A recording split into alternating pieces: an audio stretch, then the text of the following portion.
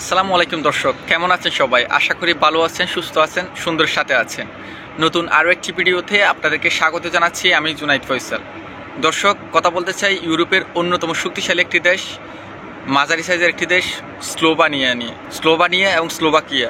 উচ্চারণ যেমন কাছাকাছি, ফ্ল্যাগের দিক দিয়েও কাছাকাছি, যার কারণে অধিকাংশ মানুষই গুলিয়ে ফেলে। দর্শক, আপনি যদি স্লোভানিয়াতে যাওয়ার জন্য ফাইল জমা দিয়ে থাকেন অথবা স্লোভানিয়া যাওয়ার জন্য ইচ্ছে পোষণ করেন, তাহলে এই ভিডিওটা খুবই গুরুত্বপূর্ণ। একই সাথে এটা বলতে চাই, স্লোভানিয়াতে বর্তমানে ভিসার ইস্যু খুবই ভালো, খুবই বেশি ভালো। তবে মূল কথা যাওয়ার আগে একটা অনুরোধ আপনাদেরকে করতে চাই, সেটা হচ্ছে এখনও পর্যন্ত আপনারা যদি আমার চ্যানেলটি সাবস্ক্রাইব করে না থাকেন, দয়া করে চ্যানেলটি সাবস্ক্রাইব করে দিবেন। আমি অনেক বেশি খুশি হব এবং কৃতজ্ঞ থাকবো আপনাদের প্রতি। স্লোভানিয়ার বিষয় নিয়ে কথা বলতে চাইলে সর্বপ্রথমে যেই কথাটা আসে সেটা হচ্ছে কোন ডকুমেন্টগুলো খুব বেশি প্রয়োজন। স্লোভানিয়াতে যদি আপনি যেতে চান, আপনার সর্বপ্রথম হচ্ছে একটা ছবি লাগবে। সে একটা ছবির সাইজ হবে 35x45 সাইজের, ইউরোপিয়ান স্ট্যান্ডার্ড সাইজ। তারপর যেটা লাগবে সেটা হচ্ছে বার্থ সার্টিফিকেটটা অবশ্যই ইংরেজিতে হতে হবে, অর্থাৎ ইংরেজি বার্থ সার্টিফিকেট লাগবে। তারপর হচ্ছে আপনার একটা ভ্যালিড পাসপোর্ট লাগবে। ওই পাসপোর্টের মেয়াদ থাকতে হবে মিনিমাম 6 মাস, অর্থাৎ 7 থেকে 8টা পৃষ্ঠা বাকি থাকতে হবে। এরপর কিছু অপশনাল ডকুমেন্ট লাগতে পারে, সেগুলো হচ্ছে যেমন এডুকেশনাল, আপনার যে এক্সপিরিয়েন্স আছে কাজের, সেই এক্সপিরিয়েন্সের যেই ডকুমেন্টগুলো আসে সেগুলো প্রয়োজন হতে পারে। এই তো গেল ডকুমেন্টের কথা। এখন যদি একটু সময়ের কথা বলি, স্লোভানিয়াতে আপনি যদি যেতে চান কমপক্ষে আপনার 7 থেকে 8 মাস সময় লাগবে কমপক্ষে। সেটা অনেক ক্ষেত্রে 1 বছরের সময় লাগতে পারে। মধ্য ইউরোপের যে দেশগুলোর মধ্যে বাংলাদেশিরা যাচ্ছে তার মধ্যে স্লোভানিয়াতে হচ্ছে মূলত একটু সময় বেশি লাগে। এটা যারা যাচ্ছে তারা জানে, আর যারা জানে না তাদেরকে বলছি একটু সময় লাগবে, মিনিমাম 7 থেকে 8 মাস আপনার সময় লাগবে। এই ধরনের সময় হাতে নিয়ে আপনার কাজে নামা উচিত, অর্থাৎ ফাইল জমা দেওয়া উচিত। এখন অনেকে প্রশ্ন করতে পারেন, ভাইয়া বর্তমান সময়ে স্লোভানিয়াতে কোন কাজগুলো হচ্ছে? দেখেন, ওখানে অনেকগুলো কাজ আছে। ইউরোপে সবসময় কিছু কাজ থাকে, যেমন waiter, chef helper, cleaner, agriculture, construction কাজগুলো থাকে। যেহেতু এখানে অনেকগুলো দেশগুলো অনেক বড়, এখন অনেক জায়গায় তারা ইনফ্রাস্ট্রাকচার ডেভেলপমেন্ট করতে, সেই জন্য এই কাজগুলো থাকে। তবে স্লোভানিয়াতে বর্তমানে 2 ধরনের কাজের উপর খুব বেশি পিছিয়ে হচ্ছে। একটি হচ্ছে আপনার মেডিসিন কোম্পানি, আর একটা হচ্ছে কনস্ট্রাকশন কাজের। কনস্ট্রাকশন কাজগুলো বলতে হচ্ছে মেশন, কার্পেন্টার, প্লাম্বার, ইলেকট্রনিক, এই কাজগুলোর মধ্যে। আর মেডিসিন কোম্পানিতে হচ্ছে সেখানে ডেলিভারি বয়, ফ্যাক্টরি ওয়ার্কার, এই ধরনের কাজগুলো হচ্ছে।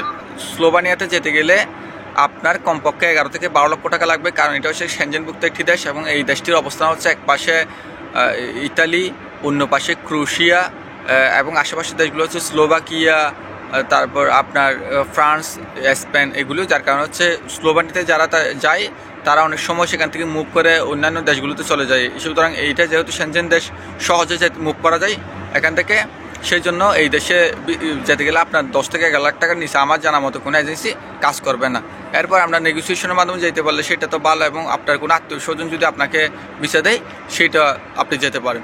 এরপর সবচেয়ে বড় মজার বিষয় হচ্ছে, ইউরোপের অন্যান্য দেশগুলোর চাইতে হচ্ছে আপনি যদি স্লোভানিয়াতে যান, স্লোভানিয়াতে হচ্ছে আপনি টিআরসি, যেটা হচ্ছে টেম্পোরারি রেসিডেন্স কার্ড, এটা হচ্ছে 3 মাসের ভিতর পাবেন। অর্থাৎ আপনি ফাইল সাবমিট করার 3 মাসের ভিতর হচ্ছে আপনার টিআরসি চলে আসবে। অর্থাৎ এটা কিন্তু ইউরোপের অন্যান্য দেশগুলোতে হয় না। আমরা দেখেছি অন্যান্য দেশগুলোতে গিয়ে একটা নির্দিষ্ট সময় অপেক্ষা করতে হয়, তারপর হচ্ছে আপনারা টিআরসি পান। কিন্তু এক্ষেত্রে হচ্ছে একটু ডিফারেন্ট। আপনি 5টি বছর স্লোভানিয়াতে থাকেন, তাহলে আপনি একটা সময় গিয়ে পিআরসির জন্য আবেদন করতে পারেন, এবং পিআরসির পরবর্তীতে আপনার 8 বছর পূর্ণ হলে আপনি সেখানকার পাসপোর্টের জন্য আবেদন করতে পারবেন।